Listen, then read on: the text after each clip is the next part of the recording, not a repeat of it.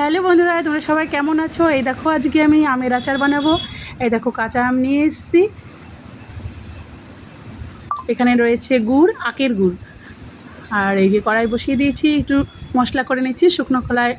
শুকনো লঙ্কা, মৌরি আর ধনে, এ দুটো ভেজে নিলাম। এবার কড়াইতে গুড় দিয়ে দিয়েছি। গুড়টা একটু ফুটে উঠেছে। এবার আমি আমগুলো দিয়ে দেবো।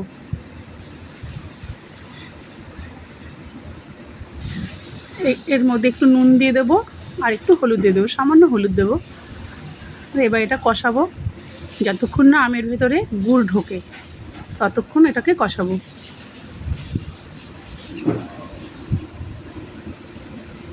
এই যে দেখো একদম জুসি হয়ে এসছে। এই যে অলরেডি আমার ঢুকে গেছে আমের ভেতরে গুড়। এবার আমি সেই মশলাটা দিয়ে দেবো, তাহলে আমার হয়ে গেল আমের আচার। কেউ আমের মোরব্বা চা বলতে পারো। ব্যাস আমার হয়ে গেল আমের আচার করা। এই দেখো আমি যে প্লেটে সার্ভ করে নিয়েছি। এই যে আমার হয়ে গেছে। কার কার ভালো লাগছে খেতে, কে কে খাবে চলে আসো বন্ধুরা। ব্যাস।